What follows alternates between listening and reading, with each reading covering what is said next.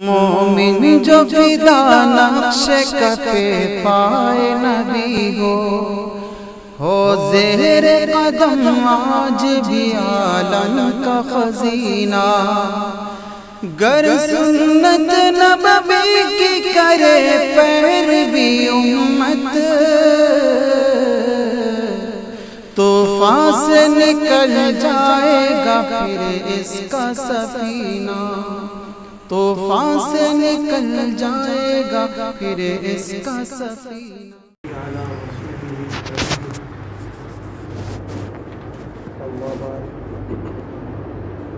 کلمہ طیبہ میں دو جز ہے، پہلا ہے لا الہ الا اللہ اور دوسرا جز ہے محمد رسول اللہ۔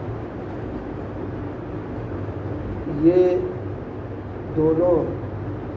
ان دونوں کو ماننا اور ایمان لانا ضروری ہے۔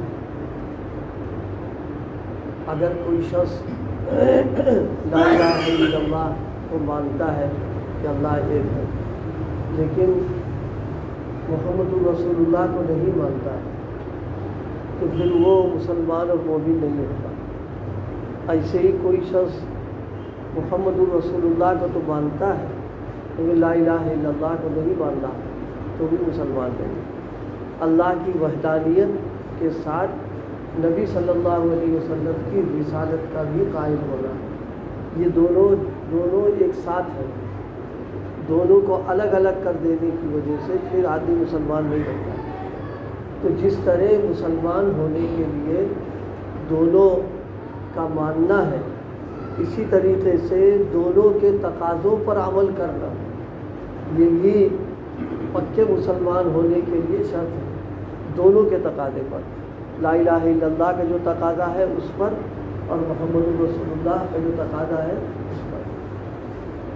بعض اکابر نے اس لیے فرمایا ہے کہ کوئی شخص کلمہ پڑھ لے لا الہ الا اللہ محمد رسول اللہ تو وہ گویا ایک معاہدہ کر رہا ہے، اس معاہدے کو آخر زندگی تک نبھائے رہنا، اسی میں باقی رہنا، اس پر عمل کرنا، یہ سچے پکے مسلمان ہونے کے لیے یہ شرط معاہدہ کیا ہے؟ لا الہ الا اللہ کا تقاضا یہ ہے کہ اس کلمے کو پڑھ لینے کے بعد اب من چاہی زندگی نہیں رہے گی بلکہ رب چاہی زندگی رہے گی، یعنی اللہ تعالیٰ کی جو مشیت ہے، اللہ تعالیٰ کا کیا کہتے ہیں رب ہونے کا جو تقاضا ہے اس کو پورا کرنا۔ یہ نہیں کہ جیسا من چاہے، جیسی خواہش ہو، جیسی طبیعت چاہے ویسا عمل کرے، نہیں، اب رب چاہی قدم قدم پر اللہ تعالیٰ کی طرف سے کیا حکم ہے اس کو سامنے رکھنا، اپنی طبیعت اور اپنا من چاہے کتنا چاہتا ہو اس پر عمل نہ کرنا، یہ ہے رب چاہی زندگی اختیار کرنا اور من چاہی زندگی کو چھوڑنا۔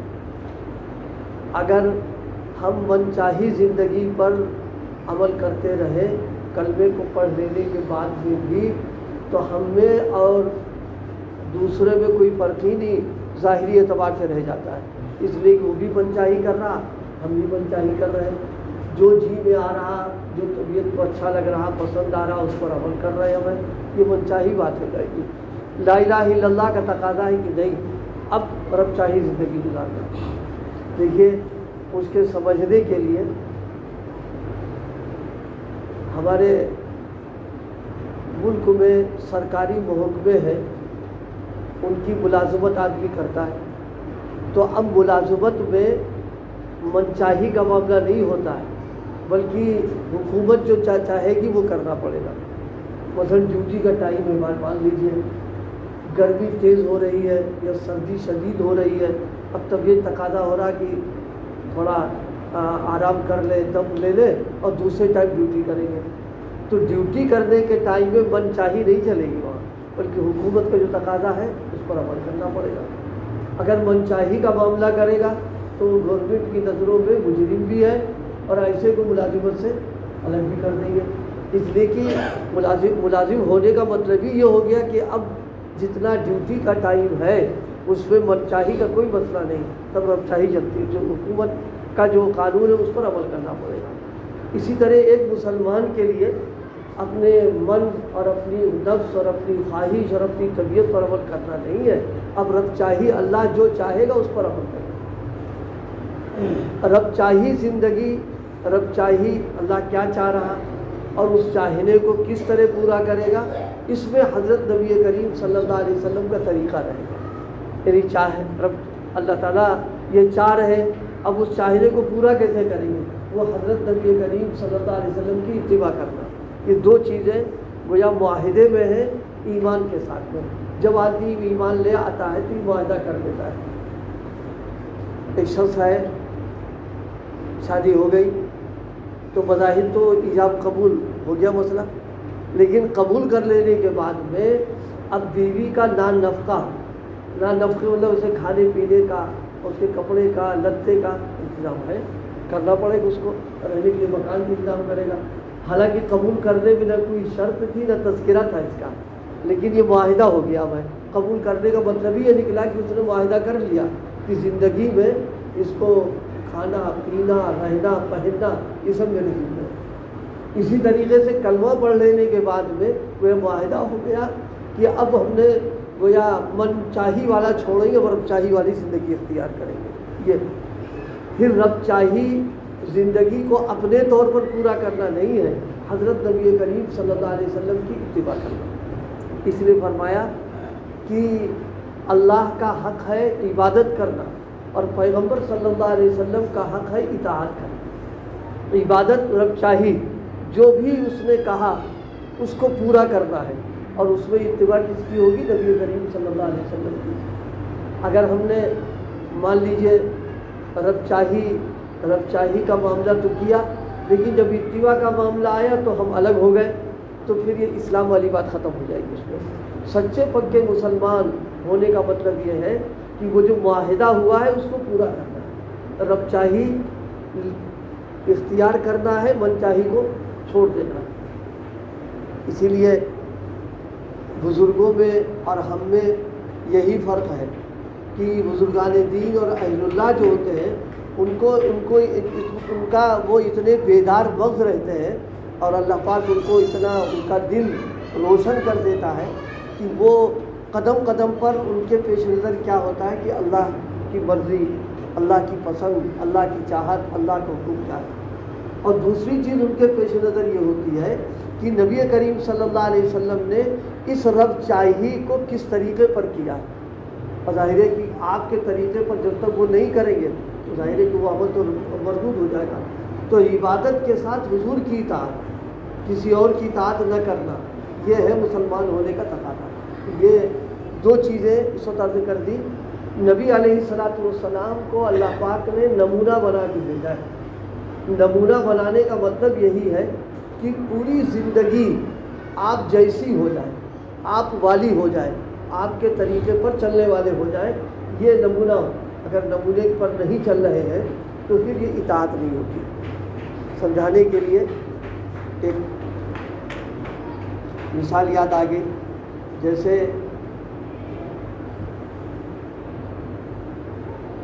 ایک کپڑا سلوایا گیا اور سلنے کے لیے جیسے کرتا یا قمیص کچھ سلنا تھا، سلنے والے کو نمونہ دے دیا کہ دیکھو ایسی کرتا سلنا۔ تو اب ظاہر سی بات جو نمونہ دیا ہے اس کے دینے کا مطلب یہ نکلا کہ جو سلانے والا ہے اس کی مرضی جو ہے اسی نمونے کی ہے۔ اگر اس نمونے جیسا سلے گا ظاہر ہے کہ اس کو سلائی بھی ملے گی، انعام بھی دے دے گا وہ۔ لیکن اگر اس نمونے کے خلاف کر دے، ذرا سی تبدیلی کر دے، مثلا 2 آستینوں کے بجائے 3 کر دے، 1 کا اضافہ کر دے، یا 2 کے بجائے 1 کر دے، یا دونوں آستینیں ہیں لیکن ان آستینوں کو بنیائی نما کر دے، تو ہم سب اتنے بیٹھے ہوئے ہیں کہ ظاہر ہے کہ کوئی لینے کو تیار نہیں ہوگا۔ اس لیے وہ نمونے کے خلاف کیا، اس نمونہ تو دیا اس نے اسی لیے تھا، ایک ذرا سی تبدیلی پر نہیں لے رہا ہے۔ جبکہ دنیا کے نمونوں کا حال یہ ہے کہ وہ بدلتا رہتا ہے، زمانے کے اعتبار سے، عمر کے اعتبار سے، नौजवानों का किसी उस ज़माने में कोई और उनकी क्या कहते चाहते थी, अब कुछ और चाहते हैं उसकी। लेकिन अल्लाह पाक का जो नमूना है वो नहीं कोई तब्दील होना है, वो तो हमेशा के लिए दे दिया उन्होंने। तो हमारे और आपके दिए हुए नमूने के ख़िलाफ़ अगर कोई कर दे काम तो हम दायरे आपे से बाहर हो जाते हैं, बल्कि उससे जुर्माना भी ले लेते हैं और हाथ पैर वालों चलाना शुरू कर देते हैं उसके ऊपर। तो ज़ाहिर है कि अल्लाह पाक ने जो नमूना दिया है इताअत और इत्तिबा का, अगर उसमें हम तब्दीली कर देंगे और अपने हिसाब से शुरू कर देंगे तो क्या दुर्गत बनेगी, हम खुद सोच रहे हैं उसको। अल्लाह पाक फ़ौरन गिरफ्त नहीं फरमाते, फ़ौरन पकड़ नहीं कर लेते कि भाई कोई अमल हुआ फ़ौरन उसका अज़ाब आ जाए, पकड़ हो जाए। लेकिन आखिरत में तो सारा मामला वहाँ हो बेटा, जहाँ तो बाद औक़ात हमारी कोताहियों, हमारी गलतियों और कसूरों के सिलसिले में ढील डाल दी, मौका दे दिया, सत्तारी का मामला फरमा दिया। लेकिन आखिरत के अंदर जहाँ पूरा दूध का दूध पानी का पानी होगा तो पूरा हिसाब होगा वहाँ पर जा करके। इसलिए कल्बे तय्यबा जो है में जिस तरह दोनों का मानना ज़रूरी है, ऐसी दोनों के तकाज़ों का पूरा करना भी ज़रूरी है। और वो मुआहिदा है इस बात का कि अल्लाह रब चाही वाला मामला करेंगे, बनवाए वाला नहीं करेंगे। और दूसरे ये कि उस रब चाही को कैसे पूरा करना है, नबी अलैहिस्सलाम की इत्तिबा। इसलिए मैंने बहुत मुख्तसर तौर पर एक जुमला वो ये कि अल्लाह का हक़ है इबादत और रसूल का हक़ है इताअत। इबादत जब ही बनेगी जब वो इताअत पर होगी रसूल की। अगर उसके ख़िलाफ़ कर दिया तो लाख लोग कहें तूने बड़ी अच्छी नमाज़ पढ़ी, बड़ा अच्छा कर लिया, कुछ नहीं तो बेकार हो जाएगा सारा मामला। अल्लाह पाक हम सबको अमल करने की तो